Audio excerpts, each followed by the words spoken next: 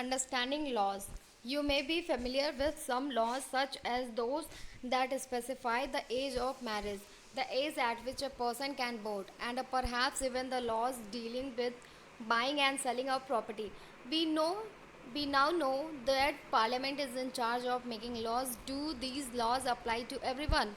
How do new laws come into being? Could there be laws that are unpopular or controversial? What should we as a citizens do under such circumstances? Do laws apply to all? The above is a clear case of the violation of law. Read the following situation. A government official helped his son go into hiding because his son has been given a 10-year jail sentence by a district court for a crime that he has committed.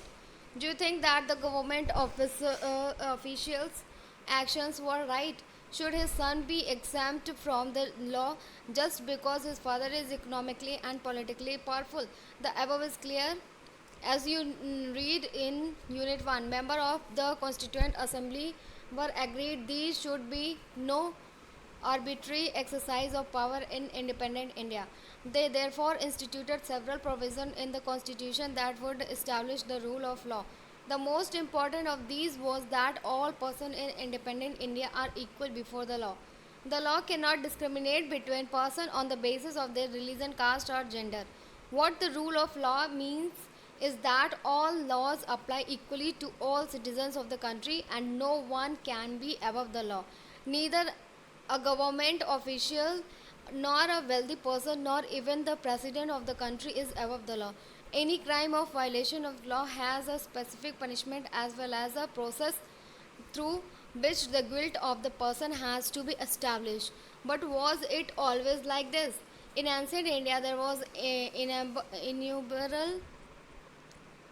innumerable and often overlapping local law.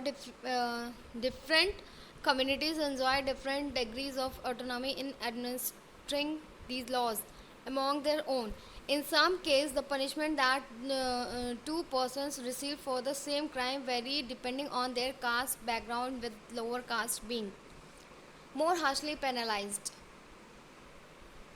This slowly began to change as the system of law began to further evolve during the Chronicle period.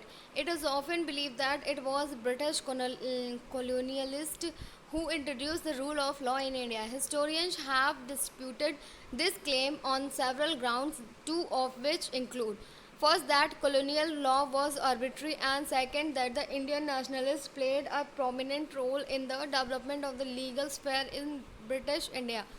One example of the arbitrariness and continue to exist as part of British laws in the Sedition Act of 1870. The idea of sedition was very broadly understood with this act. Any person protesting or criticizing the British government could be arrested without due trial. Indian nationalists began protesting and criticizing this arbitrary use of authority by the British. They also began fighting for greater equality and wanted to change the idea of law from a set of rules that they were forced to obey to law as including ideas of justice. By the end of the 19th century, the Indian legal profession also began emerging and demanding respect in colonial courts. They began to use law to defend the legal rights of Indians. Indian judges also begins to play a greater role in making decisions. Therefore, there were several ways in which Indians played a major role in evolution of the role of law during the colonial period. With the adaptation of the constitution, his document served as the foundation on which our representatives began making laws for the countries. Every year, our representatives pass several new laws as well as amend in your existing ones. In your class 6 book, you read about the Hindu Succession Amendment Act 2005. According to this law, sons, daughters, and their mothers can get an equal share of family property. Similarly, new laws have been enacted to control pollution and provide employment. How do people come to think and propose that a new law is necessary? You will read more about this in the next session. How do new laws come about? The parliament has an important role in making laws. There are many ways through which this take place, and it is often different groups in society that raise the need of for a particular law. An important role of parliament is to be sensitive to the problems faced by people. Let us read the following story, understand how issues of domestic violence was brought to the attention of parliament, and the process adopted for this issue became law. Domestic violence generally refers to the injury of or harm or threat of injury or harm caused by an adult male, usually the husband, against his wife. Injury may be caused by physically beating up the woman or by emotionally abusing her. Abuse of the women can be include verbal, sexual, or economic abuse. The Protection of Women from Domestic Violence Act 2005 extends that understanding of the term domestic to include all women who live or have lived together in a shared household with the male member who is perpetrating the violence. Shazia, did you read today's newspaper? Is it a great day for women? Now, just women violence free homes will benefit everyone. Kusum is it's taken a long time to get this law passed. In fact, it begins with establishing the need for a new law.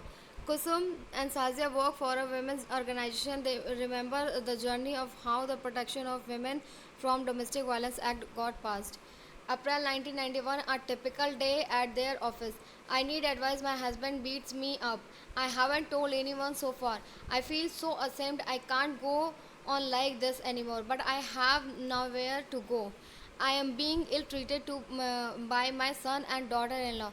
They verbally abuse me and I have no access to my bank accounts. They may even throw me out. I do not want to go to the police. I just want to stop the violence. I just don't want to be thrown out of the house I am living in. Unfortunately, the existing law is a criminal one, does not offer these options. Throughout the 1990s, the need for a new laws was raised in different forms. We have heard testimonies of several women. We have seen that women want protections against being beaten, the right to continue living in a shared household, and often temporary relief. We need a new civil law to address this issue. In 1999, lawyers collective, a group of lawyers, law students, and activists, after nationwide consultations, took the lead in the drafting the Domestic Violence Prevention and Protection Bill.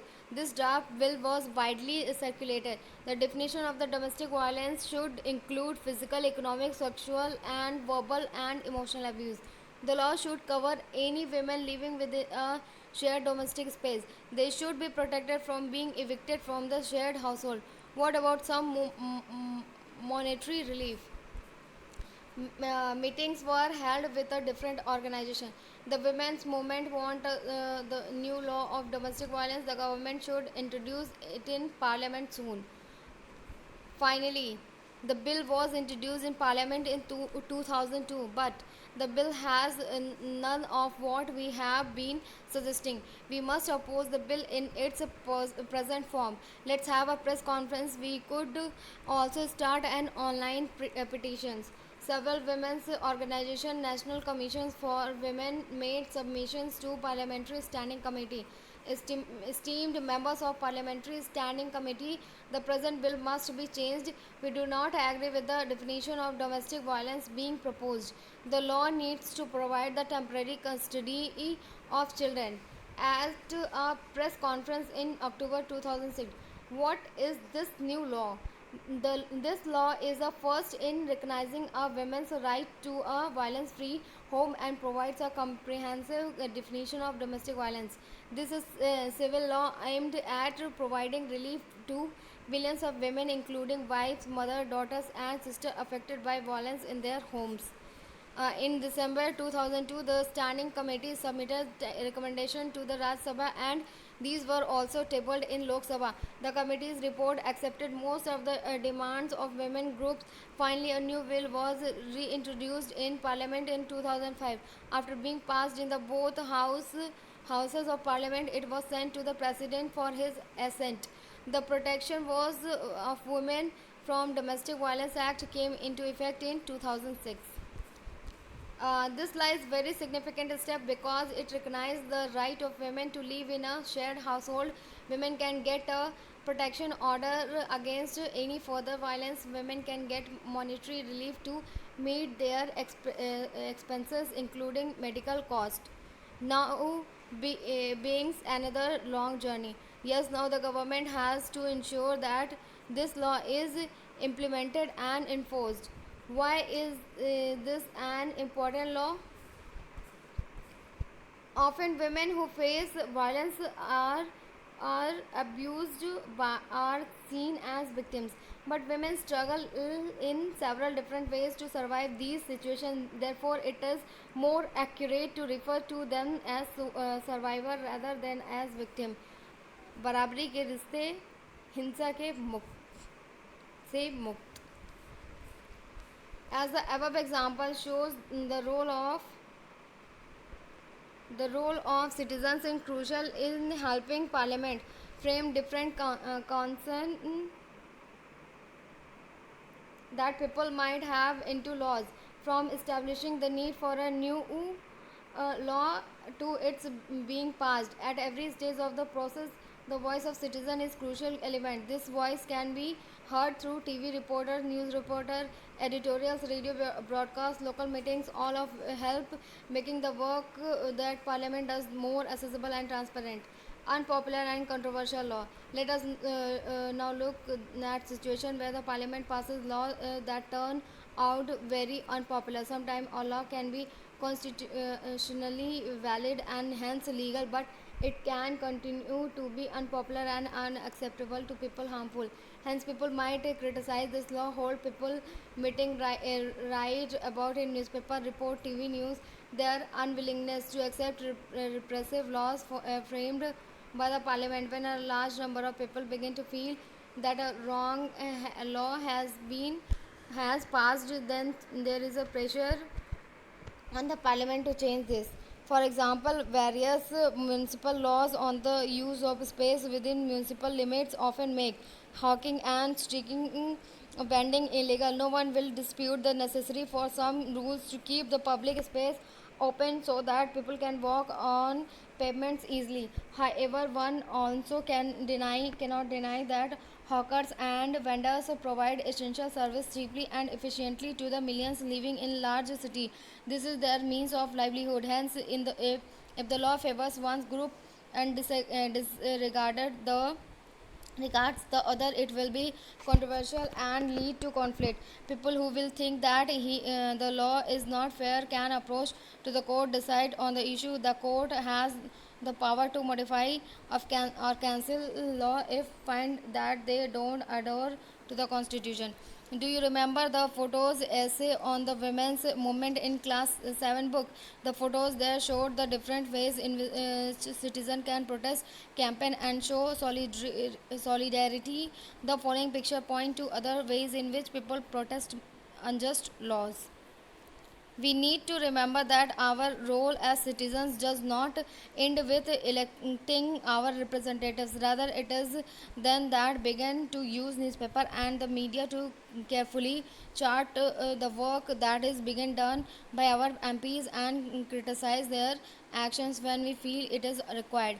Thus, what we should bear in mind is that it is the extent, involvement, and enthusiasm of the people that help Parliament perform its representative functions properly. Look at the exercises. Glossary: criticize, evaluation, seditions, repressive.